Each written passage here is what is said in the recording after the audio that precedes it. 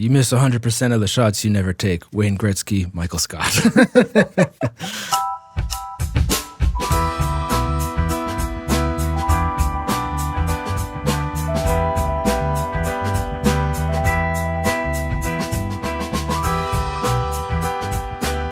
Now here in The Cut, we challenge our guests to finish a tub of ice cream before the end of the conversation.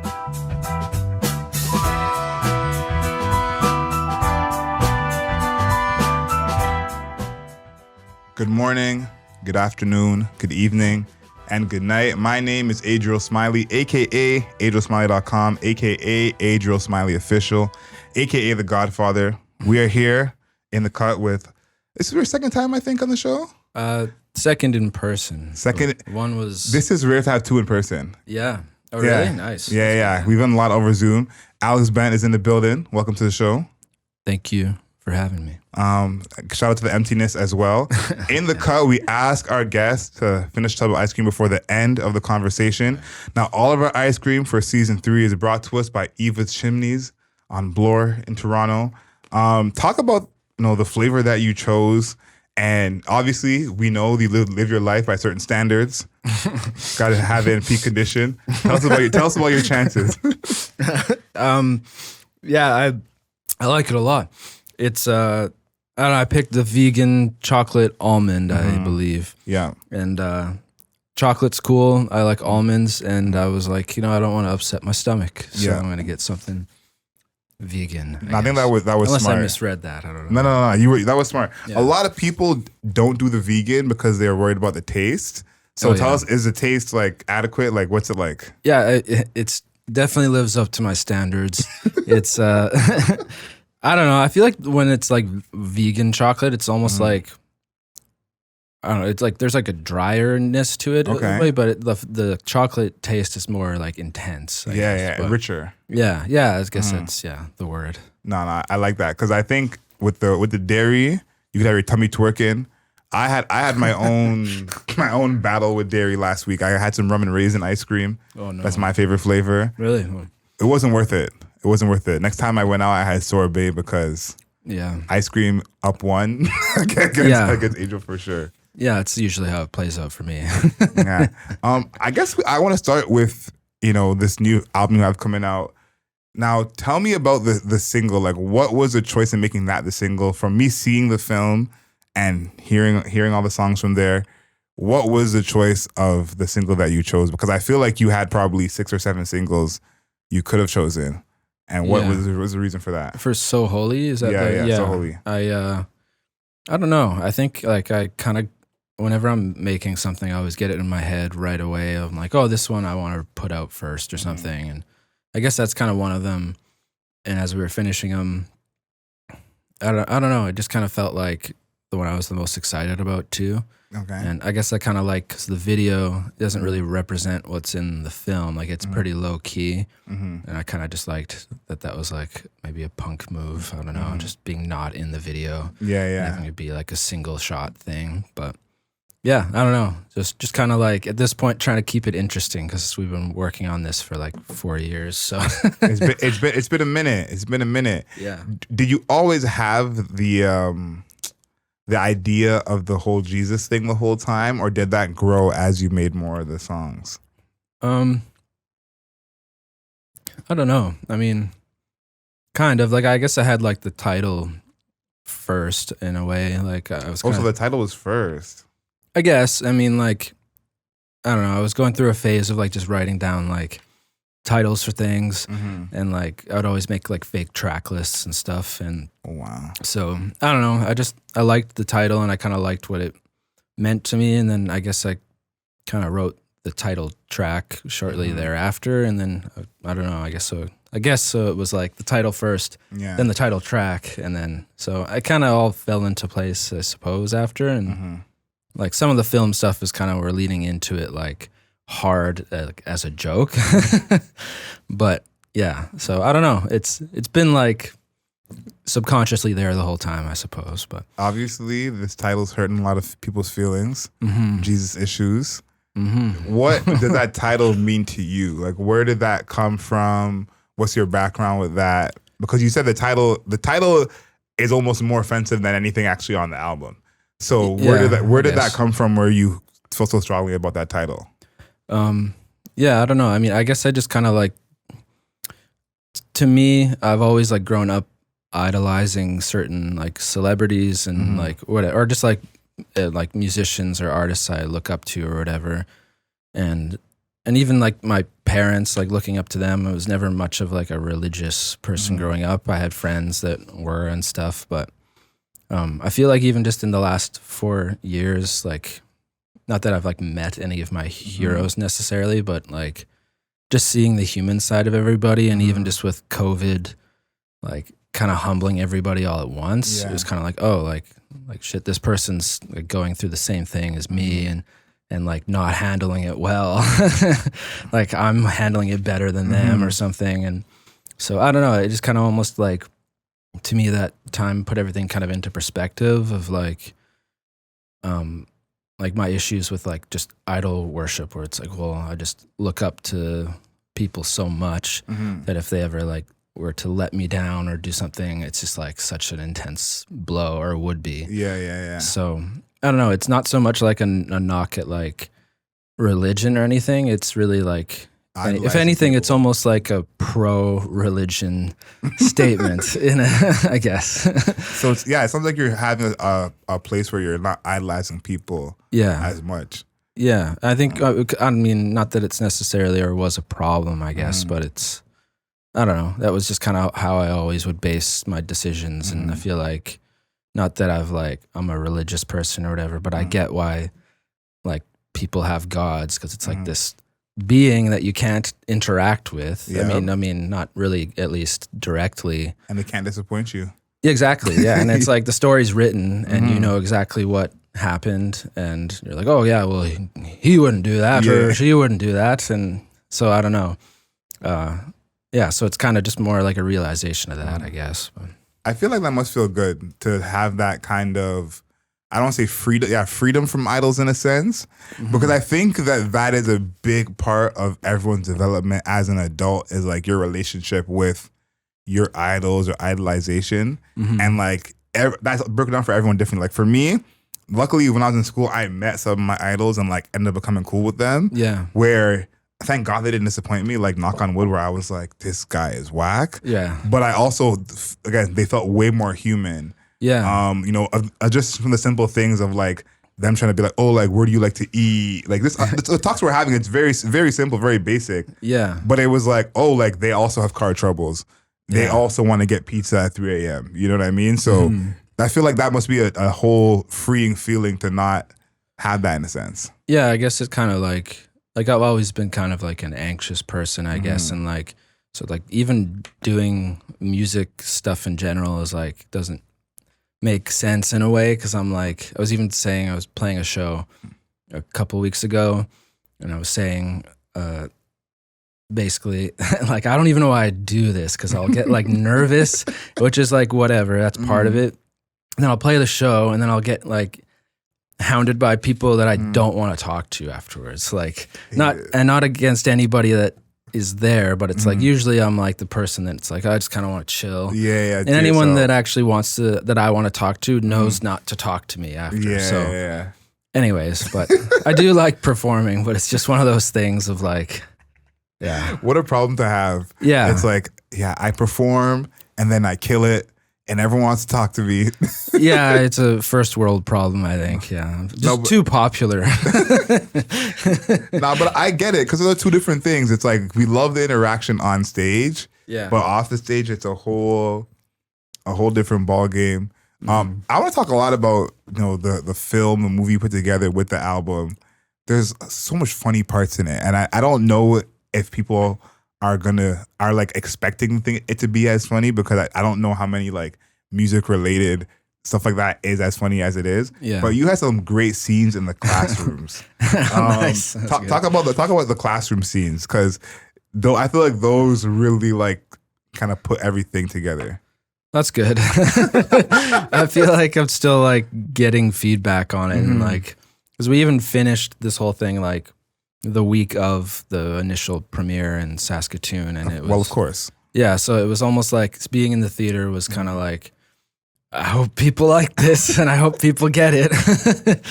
But yeah, I don't know. We kind of like, towards the end of making the project, we were like, we need to make something to kind of like tie it together. Like maybe there's some sort of like story that kind of like ties the whole thing together. So I don't know, we started with the radio interview and then we were like, okay, like I watched this documentary about this Australian dude that was like, he's convinced that he is God or whatever.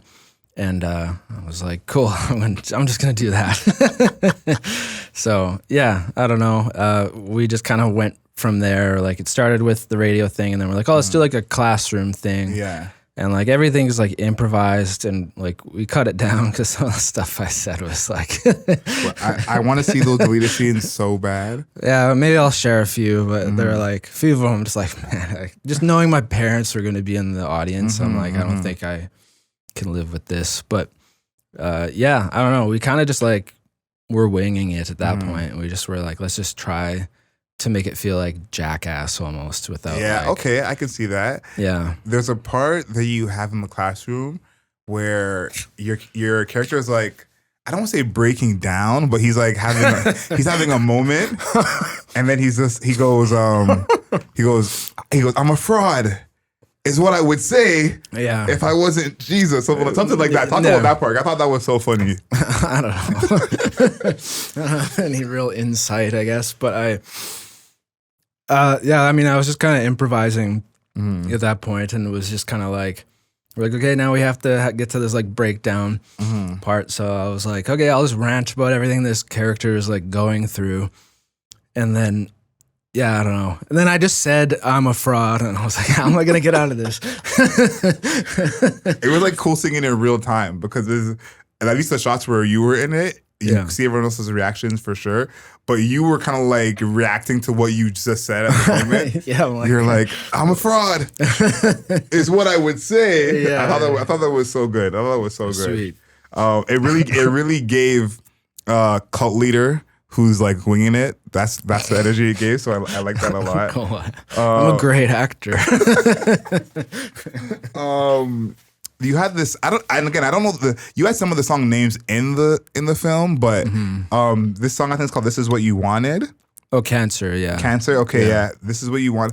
Talk about that song. Like, what were you referring to as in "This Is What They Wanted"? Like, what was the thing that you're talking about? I guess it's just like if you ever like make a decision and you're like, well, this is what I wanted, but I'm not happy still. Like it's just like that kind of that moment isolated of just like I know I had to make this decision, but it doesn't feel good. So I don't know, that's kind of what I mean. And then it kind of like twists into this is what you wanted or whatever. Yeah. Like, yeah. So I don't know.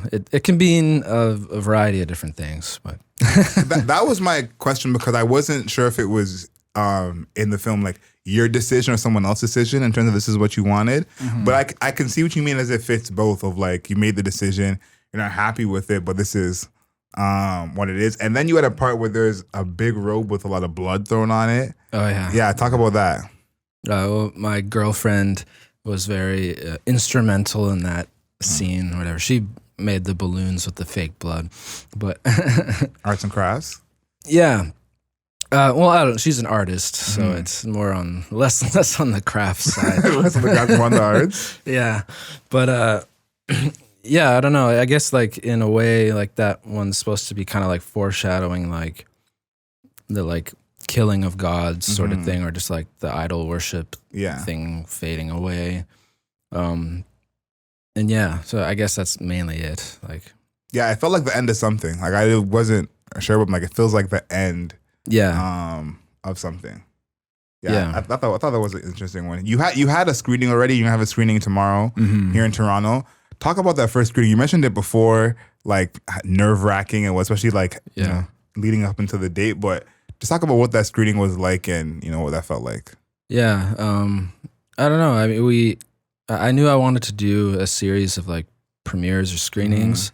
I just kind of liked the idea of instead of maybe touring and performing, just kind of like touring the film and just so popping up at home and then popping up here and we're trying to figure out maybe another one before the album comes out. But the first one was cool. We did it at the art gallery, and yeah, like had a good turnout and had a good response. But we were like working on it until like the week of, basically. Crazy. So it was kind of a little bit nuts, and like it was weird switching from working on it and to all of a sudden be like, I've got to promote this now or like do an interview or something. It's like I feel like I'm like kind of a mess from like finishing this project. But yeah, so but it was cool just like being there and like being in that theater. Like they had like, it was an art gallery, but they have a fully like functional movie theater there. So yeah, I don't know, it was interesting. It's like, it was probably the weirdest like event thing that I've had or experienced, because I was saying to somebody that it's like I'm going to my concert and I'm going to sit and watch myself, and it's like, facts. Yeah, so it was weird. And then there's even some stuff where I'm like, I hope this turns out, because like we finished it the last minute. So, but yeah, luckily it was okay. The fire alarm went off at one point, and everyone had to exit. But that kind of like somehow helped me be less nervous. I was saying, probably helped calm you down, because it was like, I was like, I can go to the washroom now. Yeah. How is it now that you're not like, you didn't just finish the film now? So the next screening, it's like, it's been done. Yeah. You know, you're kind of removed from that. Is it like more calm now in the sense because of that, or it's still? It's probably a little more calm, but I always find things to be worried about. But yeah, I don't know. I honestly, like, I'm excited to be out here because I came out here a year ago to work on music with some producer friends of mine. 013 is their production name, but we basically worked on Cancer and So Holy and another song off the album here, like basically it was last May. So I wanted to come back here to do it, just I guess because I like coming here for one, and just because like it was almost like, felt like romantic in a way, where it's like the album was in, like a good chunk of the album was made here. And so I feel like it would be cool to just kind of like at least show them, even if it's just me and them that show up or whatever, just be like, this is what we got. Like, like a full circle moment. Yeah. So yeah, it feels good to be here. It's weird planning something where I like in a place I don't live, but yeah, it'll be fine. As long as it feels good to be here, because I think that's commendable. Planning something in a place that I don't live. I work with TIFF when they do the festival, and the planning that goes on with that, I think those people are superstars. I can't even imagine trying to plan full events in a city I'm not in. It totally baffles my mind. Yeah, I want to know what's the response to the ABTV segments. I think those are pretty funny. You have one where this guy kind of starts out as a follower, and then halfway through the interview, he kind of changes his mind. Yeah, let's talk about that. I'll talk about that one, and then like the rest of them, because I think they're so interesting. Yeah. So I guess like, yeah, a lot of this stuff kind of came together in the editing process, because we filmed a lot of stuff. My friend Riley and I were the ones who kind of like worked on the majority of the film. And so we filmed all that stuff, but we were kind of like stuck on like, how are we going to kind of edit this into something that's like cool? So we got our friend Jacob Farrell to basically take all our footage and edit it into something. And it was pretty crazy to see that he's like taking this mess that we made and turning it into like something with that structure. So he thought of all like the CTV parody stuff and then like the subtitles and stuff. And, but yeah, I don't know. Like honestly, all of those interactions were like all improvised. I just like put out a call on Instagram. Was like, we need some volunteers that want to be interviewed on camera. And so yeah, we just like basically just kind of went up to them and fed them this whole like, okay, so just pretend you know everything that you know about me already, but that now you've just heard that I believe that I'm God, and that like I'm doing a whole like press campaign about it or whatever. And so I don't know. It was interesting to see like the variety of like responses. Like it went from like extremely concerned to being like extremely supportive. No, the support had me. Yeah, no, I think this like when other people get to see this, I think the support is like some of the best parts of the whole thing because there is like an air with it of you almost get that it's ridiculous. You know, like even yourself, even though you're saying it, you are like, I know how this sounds, but this is what it is. Yeah. Gotta speak my truth. Yeah. And then seeing that people support you. Because most people have absolutely no reason. It's a lot of blind support, which is kind of the point of idolization, but it's very much blind support of like, sure, man, if he believes it, cool. Like, yeah, I accept it. Yeah. My favorite response was, I don't know, I'm for it. It's just like, I don't know. It's so casually like extremely supportive. yeah. And it's not a small thing to be supportive. You know, it's like casually, totally with whatever. Someone said that we haven't seen a declaration like that since the risen Savior himself. Yeah. Golden. Yeah, honestly, he's like, I think the most religious person we interviewed. So I was like, I definitely prefaced it with like, feel free to not agree with this. If that's what you want your character to be. And he was pretty like, I mean, I guess in the end, he's not with this. Yeah. But he has a moment. Yeah, he had his moment of, whatever, uncertainty. But yeah, I don't know. I was the most surprised by his because he was just like, he must have prepared something. I don't know, but it was like he killed it. He killed whatever he did. He killed it. Yeah. Do you remember the song that it is when you're wearing the big red suit? Remember what song that is? Yeah. No Eye in Heaven. Yeah. I like that song a lot. Talk about why the big red suit in that one.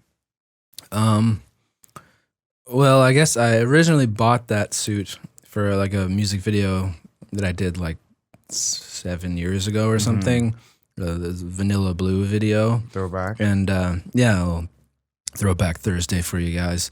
So I don't know. It was a mix of it being available and also just kind of wanting it to be this like full circle thing because that project still is actually special to me. And I was kind of, as I was making this project, I kind of was thinking about that one a lot and just how it maybe affected people. I mean, the people that have responded to it and stuff and me, like it was just, I don't know, it was more like something that I would still listen to of my own. Like some of my other stuff I don't really listen to, and that's when I actually, like, it's weird to be like a fan of something you made, but like in the same way, it's like you're making it according to your tastes. So and at the time too, because taste can change. Yeah, true. Yeah, so I guess in a way I was like recycling.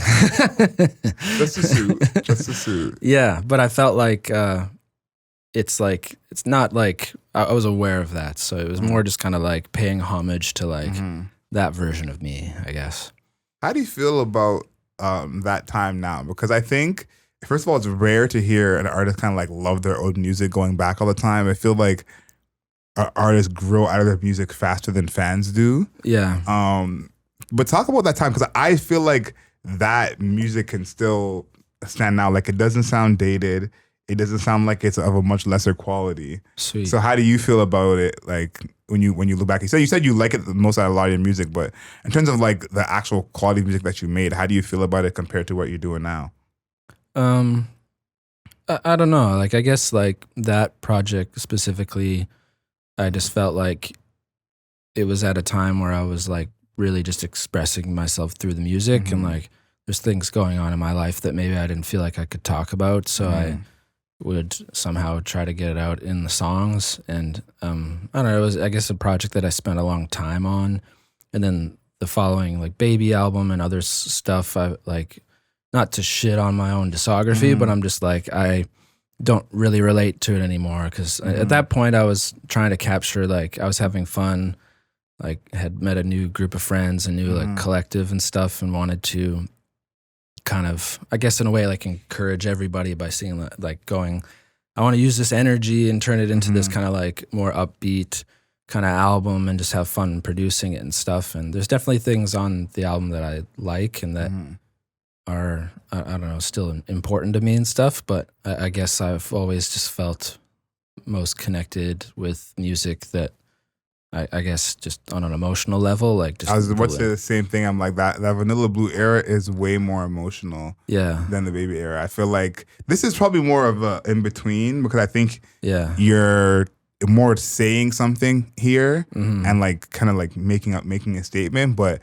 that emotional era, I feel like that's where you kind of thrive musically is when you're like emotions are really, really heavy into it. Yeah. I think that's kind of what I wanted to do with this, and like I felt like I took a long time just because there'd be times where I would make something that was more like upbeat or I guess kind of like in that style, and I really didn't want to do that. Like, and I don't know, I just kind of wanted to lean into like what I felt like made me special, anyways. Because not that like I was trying to copy anybody on the last stuff, but it's just like and in a way I enjoyed making it. Like it was a fun thing to make, but I guess just at this point in like what I'm trying to do career wise or whatever, like if I don't put out something that I feel like best represents what I can do, it's kind of a bit of a waste. So that also kind of played into it, I guess. But yeah, I just feel like it's more me, and I tried to really think about what I was saying instead of just trying to like run with some energy and just capture like a feeling. With this, it was just like I just wanted to make sure that when I listen to this a few years from now or whenever, I can still go like I know what I meant by that, and like there's nothing that makes me like cringe or like go like no, I don't want to engage with this anymore. So yeah, I feel good about this project because of that. So no, that's a good bar to have. If I can look back and I can not cringe at it, that's like a measure of you like actually doing well. And I would say that this project does a good job of passing the Eminem test. The Eminem test is, you know, like where this is going. No, he says that, you know, if you're a true artist, you don't need to write a biography because your music will tell the story of who you were and who you are. And so I feel like this definitely passes that test where, especially like hearing it is one thing, but I think watching it too, like, you know, your fans can feel like they know where you are a little bit better than if they hadn't seen it. So yeah, I feel like it passes the test in that sense. Cool. Sweet. Well, that's good. Like I said, I'm still taking feedback. No. Listen, you know I rock with your music heavy, but I loved to watch it just because it's like you added that like funny part of your personality that I feel like definitely does not come out in your music as much. Like if someone had not met you and heard your music, they might be thinking this guy seems like he's going through some things. He's pretty emotional. Yeah, I tried to not mention anything about wanting to kill myself on this album. So. There's a part where you said I'm not ready to die. I was like, yeah, sounds about right. Yeah, and I'm like, because that's the other thing too is like your personality away from the mic is very different from who you are in the booth, you know? Yeah, true. And so it's like to find the good mix of those two where it's like you can feel like you know me, but I'm not always cracking jokes on a song. You know, it's not Weird Al Yankovic. So right, exactly. Yeah, you gotta find that medium. Yeah. You were asking for some help earlier with some of these next questions, and this is a time for your help to come in handy. Okay, I'll be. My beautiful girlfriend is off camera, but she may feed me an answer or two. But yeah, okay, so this will be a team decision, and of course this fits because you know when you get $100 million, everyone gets an exotic animal. Now I don't make the rules, but this is just what happens. Yeah, Mike Tyson with his tiger.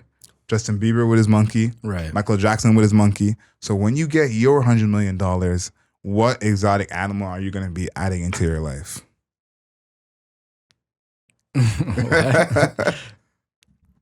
Oh, okay. I think I've consulted with my household, and I feel as though a lion would be a great fit for our lifestyle. Okay, you guys are cat people?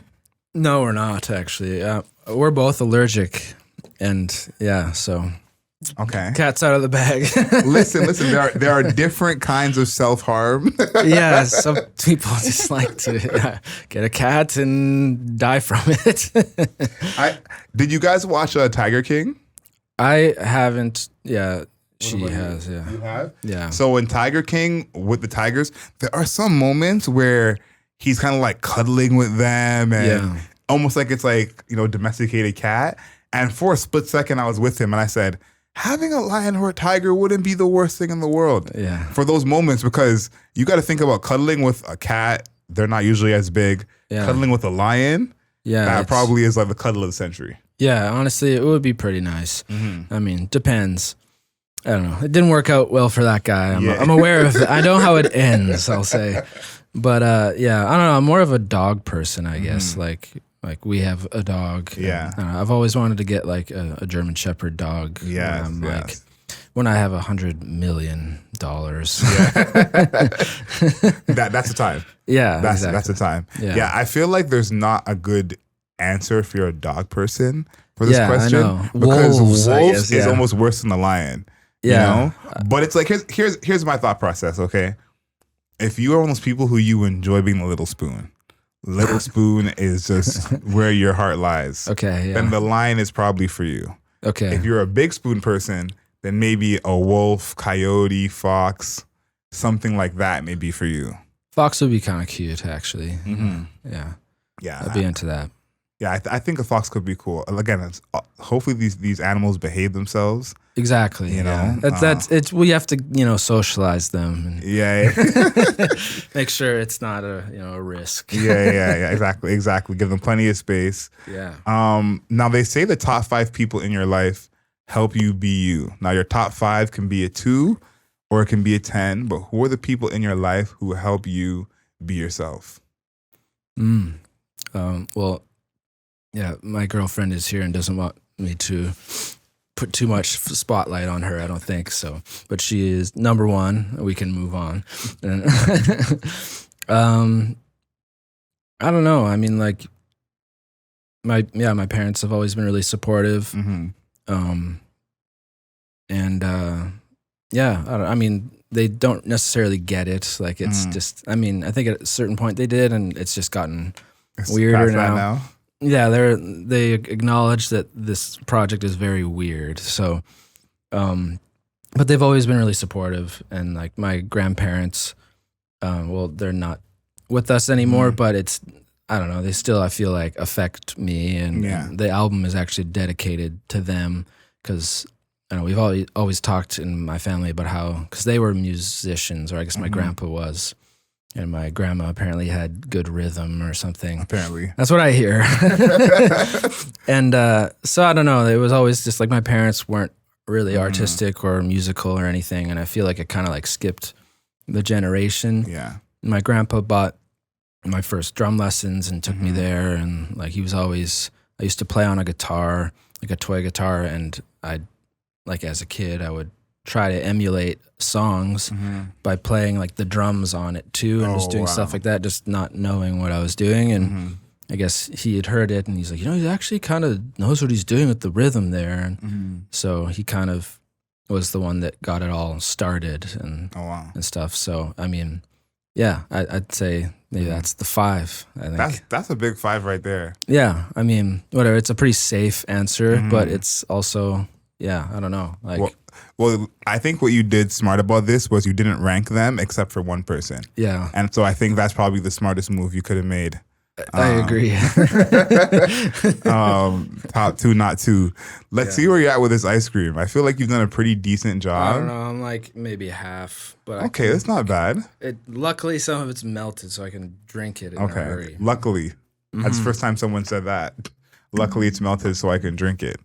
I mean, it's not the best case scenario, but if it's a race, it's pretty good.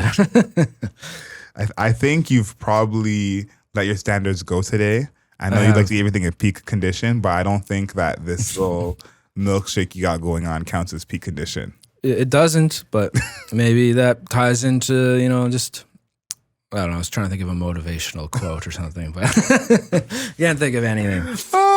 I'll just keep eating. I'm sorry I had to put you through this. I know it was hard for you to eat this subpar state of the ice cream. But listen, you're right. Let's get right to it. We do have the segment on the radio show. It's called Wednesday Wisdom. Look for a motivational quote or saying either you remind yourself of or the people around you whenever someone is feeling low. So what is that for you? Something you just always have in your mind or something you always remind everybody of? I really don't know. I feel like I was going to quote The Office, the whatever You miss 100% of the shots you never take. Wayne Gretzky, Michael Scott. Maybe that's my motivational quote, but we could roll with that. Yeah, I think we're pro office. I actually did used to kind of like, I don't know. I liked that quote like growing up, but I don't know. I don't really like. Yeah, I don't know. Maybe I'm just like bummed out lately too much. I'm just like, oh, everything sucks. So I'm just like, just get through it is maybe the motivational quote. You know what? Let's one up that. Get through it, I think works. Yeah. I think that could be motivational for some people. Because that's the thing I realized about this segment is not everyone's motivation is the same. Yeah. You know, I learned that some people, they need to be encouraged, you know. Yeah, someone true. could be messing up royally and you tell them that and it's just, you know, Niagara Falls tears. But if you tell them that you tell them get through it, you know, maybe they can. So I think get through it goes as well. And then if this is a record, the B side of that would be you miss 100% of the shots that you don't take. I like that one a lot, man. Thank you again for coming through to the show. Yeah, man. Thanks for having me. It's been a pleasure. I'm excited for everyone to hear the project. Do we have a date when everyone will get the project? Because I want everyone to get a chance to hear this. I do want to have it out in September, I think. So, I mean, that's the plan. I'm ready to do it. There's a couple of things that are waiting to be sent to me, but once that's done, I have no excuse. It should be coming out in September. Yeah, it's been a long time. Listen, well, the internet will hold you to that because everyone will see that clip of you saying September. So now the pressure is absolutely on. Yeah. And I'm preemptively congratulating you for an amazing screening tomorrow because, of course, by the time this comes out, the screening will be done. But I'm excited to be there, man. Yeah. To see it on the big screen. Sick. I'm very amped. I'm gonna try and pretend that I've never seen it before. There's some changes in the one that's tomorrow that you. I mean, for the exclusive person like you, you may notice them. But I don't think it hinders the quality of the project. No, I like that. Give me the deleted scenes. I'm really seeing it for the first time. It's a whole new movie now. You might actually know. You'll like. There's a few where I'm like, my parents are going to be here. I'm going to withhold this one. So you may recognize it when you see it. I honestly didn't think of that when I first watched it, but now that you mentioned at the top, I was like, I can imagine his parents watching this, like. I think, this apparently my friend was sitting behind them, and there's one part where I'm on the roof, and it was like their roof. I guess my dad just went, oh, and it was like he let out a sigh and was disappointed, which I understand. Yeah. But yeah. And it's too, it's like there's some parts in there that are like pretty weird and pretty funny. Yeah, they didn't mention any of that though. They were like, "It was pretty weird," but they had an issue with me being on the house. Of course, man. Of course. Yeah. For anyone who's made it this far into the podcast, you know what to do. Leave us a rating and a review, 5 stars, not a single star less. Of course, follow us on Instagram at The Cool Table Live. On YouTube, subscribe to us at The Cool Table Live. And of course, until next time, know yourself, know your worth.